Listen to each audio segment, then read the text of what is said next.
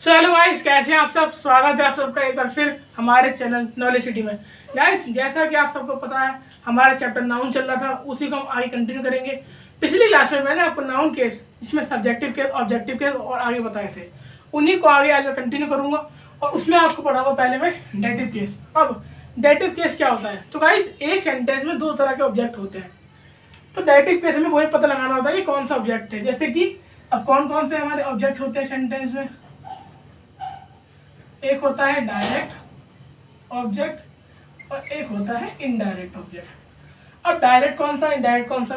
So guys, अगर direct object आपके sentence में नहीं है तो आपको सेंटेंस समझ में नहीं आएगा, लेकिन इनडायरेक्ट होने या ना होने से कोई फर्क नहीं पड़ता, आपको सेंटेंस समझ में आ जाएगा। अब डायरेक्ट अगर आपको एग्जाम्पल दूँ तो लिख सकते हैं आप, राहुल गेव सीता। राहुल ने सीता को दिया, हमें क्या पता क्या दिया, तो यहाँ मीनिंग क्लियर नहीं है ना। यहाँ आपका मीनिंग क्लियर नहीं है, मतलब सेंटेंस में डायरेक्ट ऑब्जेक्ट नहीं है। अगर मैं लिख देता Rahul gave pen to Sita, कि राहुल ने सीता को पेन दिया, अब यहाँ मीनिंग आपको क्लियर है, तो इसका मतलब यहाँ डायरेक्ट है और यहाँ नहीं है। तो इतना क्लियर डेटिव केस। अब अगला आता है हमारा पॉजेसिव केस और जेनेटिव केस। अब इसके अंदर गाइस क्या होता है, इसके अंदर एक पॉजेसिव केस और जेनेटिव केस के अंदर क्या होता है, आपका एक दूसरे के ऊपर। सो गाइस इस केस में क्या होता है, आपका जो एक नाउन है, एक नाउन वो दूसरे नाउन पे अपना अधिकार जमाता है। अधिकार जैसे कि आप बोल सकते हैं एक ऑथर, ऑथरशिप, ऑथरशिप, ऐसे करके एग्जाम्पल होते हैं। ठीक है गाइस, तो मैंने आपको क्या क्या बता दिए। डेटिव केस के अंदर क्या फाइंड करते हैं, ऑब्जेक्ट, दो तरह के object, direct object, indirect object. और दूसरा छठा पॉजिटिव केस और जेनेटिव केस।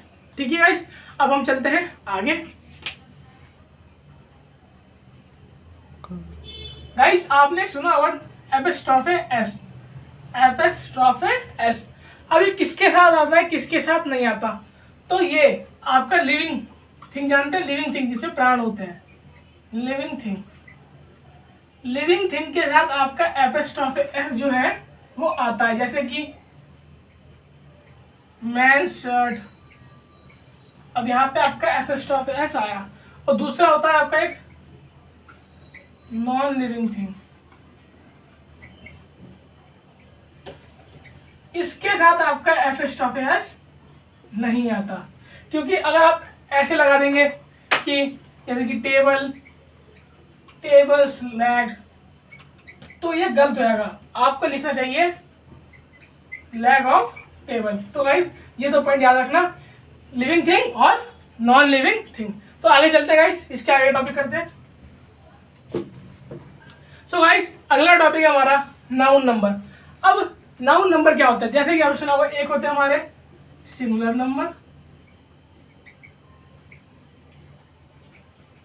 एक होते हैं हमारे प्लूरल नंबर। अब सिंगुलर नंबर कौन, जो एक से कम हो, एक से कम हो, और प्लूरल कौन से, जो एक से ज्यादा हो। ठीक है गाइस, सिंगुलर जो एक से कम हो और प्लूरल एक से ज्यादा हो। तो अब इन्हीं के ऊपर चलने वाला। अब देखिए, अगर आपको किसी चीज को प्लूरल बनाना है तो उसके भी स्टेप बताने वाला हूँ। अलग अलग तरीके होते हैं। जैसे कि एक तो होता है कि उस सेंटेंस के आखिरी में आप एस लगा दीजिए।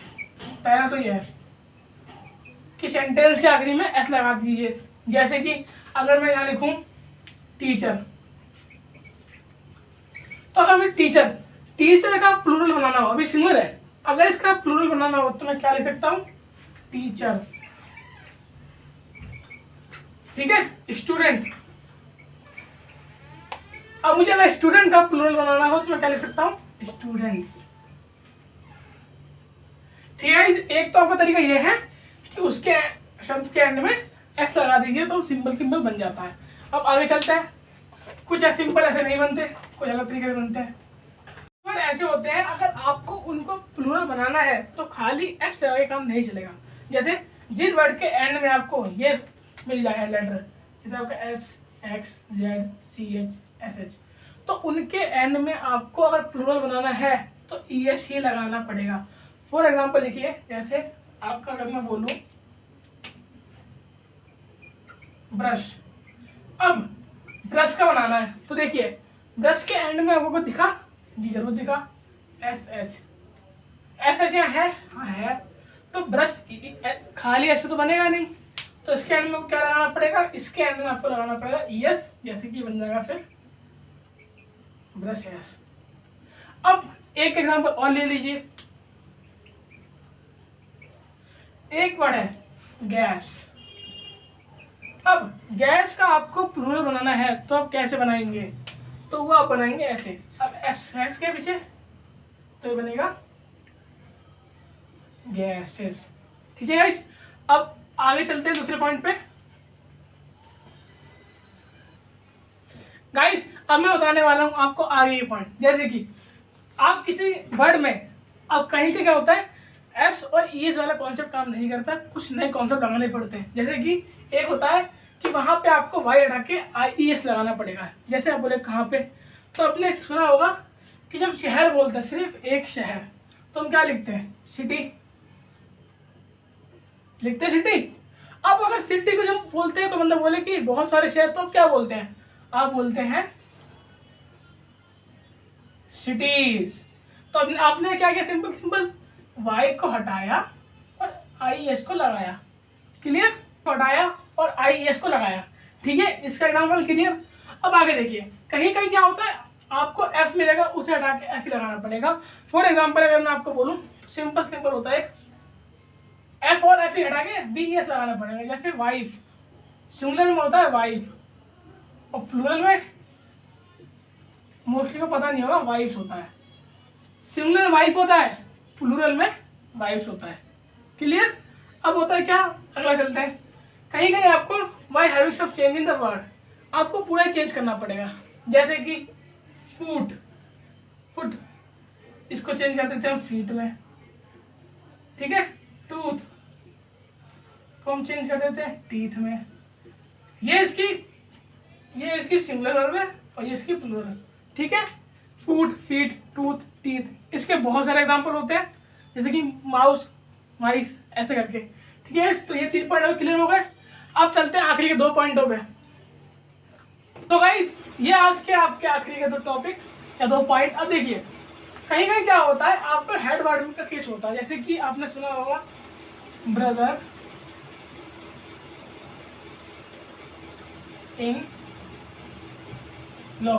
अब ब्रदर इन लॉ लिखा है, ब्रदर इन लॉ। अब इसको प्लूरल कैसे बनाया जाएगा, तो इसको बनाते हैं ब्रदर्स इन लॉ। कुछ लोग क्या करते हैं, कुछ लोग यहाँ एस की वजह यहाँ डालते हैं brother in loss. Brother in loss नहीं होता कभी भी, ब्रदर्स इन लॉ होता है। ऐसे सिस्टर इन लॉ लिखा हो तो सिस्टर इन लॉ हो जाएगा, ठीक है। अब आखिरी पॉइंट, बाय रिमूविंग इस एंड एडिंग एस। अब यहाँ पे कैसे होता है, यहाँ पे भी आपका कहीं कहीं IES हटा के ES लगाना पड़ता है। जैसे कि अब यहाँ डायग्नोसिस लिखा है, तो इसका अगर मैं फुल बनाऊं तो बनेगा डायग्नोसिस, ठीक है। इसका अगर बनाऊं तो इसका बनेगा ये, ओके। अगला अगर मैं एग्जांपल दूं आपको तो एक्सिस का बनेगा आपका एक्सिस, ठीक है। तो यहाँ गाइस आपका नाउन चैप्टर होता है फिनिश। अगर आपको लगता है ये कोई पॉइंट रह गया है तो आप मुझे वो कमेंट बॉक्स में बता देना, मैं अगली क्लास में वो ले आऊँगा। नहीं तो फिर हम अगली क्लास में अपना नया चैप्टर स्टार्ट करेंगे। तो गाइस कैसी लगी आपको आज की क्लास, कमेंट करके हमें जरूर बताना। और हमारे चैनल को ज़्यादा से ज़्यादा शेयर करिए, सब्सक्राइब करें एंड लाइक करें वीडियो को। और गाइस हमारा नया इंस्टाग्राम पेज है, उसे फॉलो भी करें। और जिन लोगों को अकाउंट्स नहीं आती है 11th क्यों नए 11th में आए हैं, तो हमारे यूट्यूब चैनल पे अकाउंट्स भी अवेलेबल है, आप वो भी पढ़ सकते हैं। Okay guys, thank you and good bye.